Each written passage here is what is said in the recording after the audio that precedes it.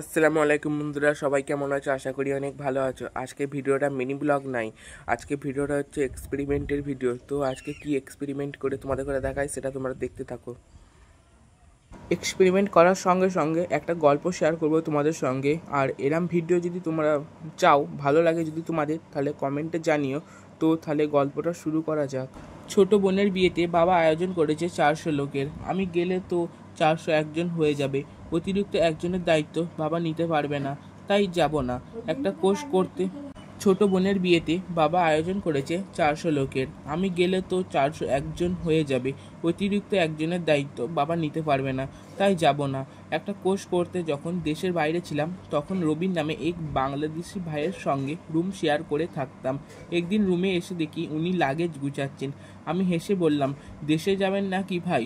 সে তো দেখি মহা খুশি। রবিন ভাই লাগেজের চেনটা লাগিয়ে হাসি মুখে বলল, ভাই 8 বছর পর দেশে যাচ্ছি, মনে তো আনন্দ হবেই। ছোট বোনটাকে এতটুকু দেখে এসেছিলাম, আর এখন তারই বিয়ে হয়ে যাচ্ছে। বোনটা যখন আমাকে দেখবে খুশিতে যে কি করবে, এইটা ভেবেই আমার চোখে পানি চলে আসতেছে। রবিন ভাই হাসি মুখে কথাগুলো বলতেছিল, অথচ আনন্দে ওনার চোখগুলো জলজল করতেছিল। এমন রবিন ভাইয়ের বাবা ফোনে ওনার কাছে জানতে চাইলো, কিরে শুনলাম নাকি তুই দেশে আসবি? রবিন ভাই হাসি মুখে জানালো, হ্যাঁ বাবা, আসবো। ছোট বোনের বিয়ে বড় ভাই কি না এসে পারে?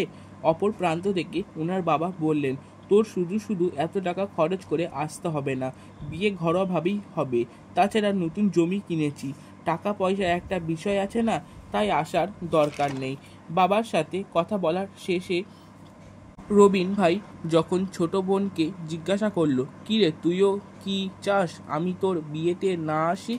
ছোট বোন বলল, এমনিতেই বাবা অনেক টাকা খরচ করছে, 400 জন লোকের খাওয়ার ব্যবস্থা করতে হচ্ছে, গরু খাসি কিনে এনেছে।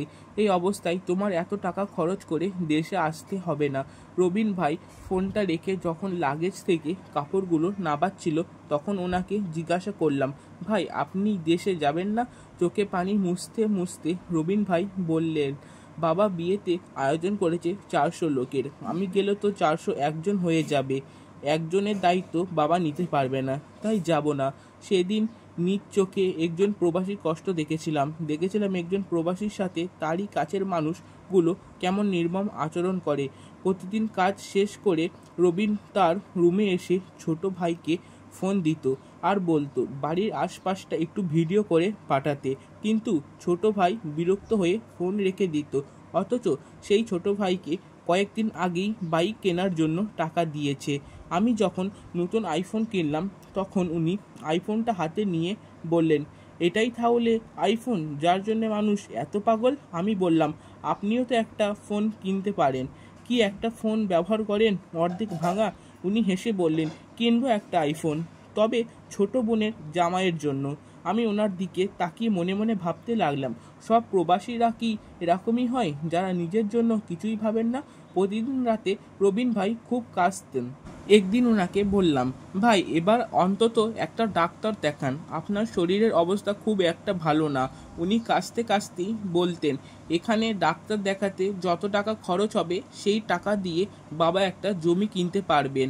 আমি রেগে বললাম, তাই বলে নিজের জন্য কিছুই করবেন না? উনি হেসে বললেন, কয়েকদিন পর ডাক্তার দেখাবো। আসলে ছোট ভাইটা একটা নতুন ব্যবসা করবে, তাই তার জন্য আলাদা টাকা পাঠাতে হবে। এই অসুস্থতার কারণে রবিন ভাই একদিন হুট করে পরপারে পাড়ি জমান। এইভাবেই শেষ হয়ে যায় প্রবাসী ভাইয়ের জীবন। তোমাদের সাথে গল্পটা শেয়ার করতে করতে এদিকে আমার এক্সপেরিমেন্ট ভিডিওটা হয়ে গেছে। তো এক্সপেরিমেন্ট ভিডিওটা হলো মাটির ভেতর ডিম পোড়া। এদিকে ভাব বেরিয়ে গেল ডিমটা খুলতে খুলতে। আর আমার ভিডিওটা যদি ভালো লাগে তো কমেন্টে জানিও, আর 500 লাইক কমপ্লিট করলে তবেই আমি পরের কোনো চ্যালেঞ্জিং ভিডিও নিয়ে আসবো।